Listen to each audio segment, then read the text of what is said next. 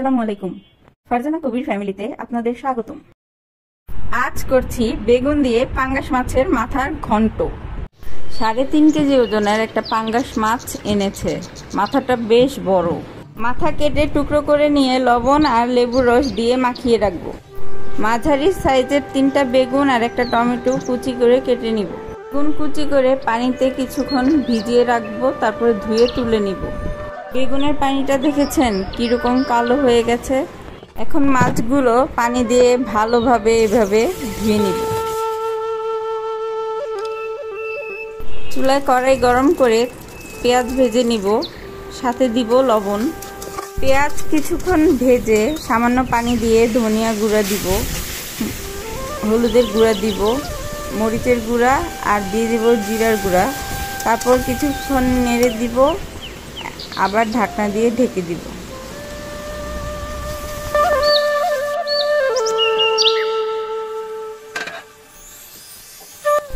মশলা কষানো হয়ে গেলে পরিষ্কার মাছের টুকরোগুলো দিয়ে দিব। তারপর কিছুক্ষণ নেড়ে চেড়ে আবার ঢাকা দিয়ে দিব। মাছগুলো কষানো হয়ে গিয়েছে।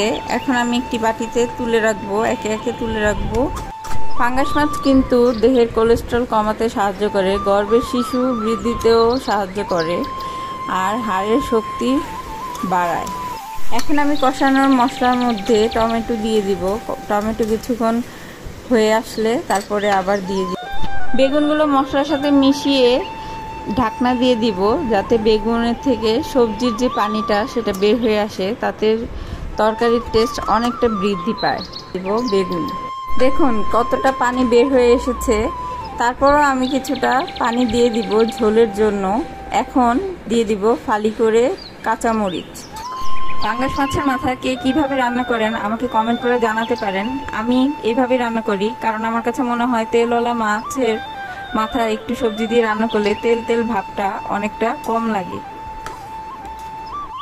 বেগুনগুলো গলে গিয়েছে, এখন মাছগুলো দেওয়ার সময় হয়ে গিয়েছে। আমি মাছগুলো দিয়ে দিব। মাছগুলো দিয়ে নেড়ে চেড়ে আবার ঢাকা দিয়ে কিছুক্ষণ রাখবো। কিছুক্ষণ পর ঢাকনা তুলে নেড়ে চেড়ে দেখব ঝোলটা ঘন হয়েছে কিনা। হ্যাঁ, ঝোল ঘন হয়ে গিয়েছে। এখন ধনিয়া পাতা দিয়ে দিব। ব্যাস, আমার রান্না কমপ্লিট।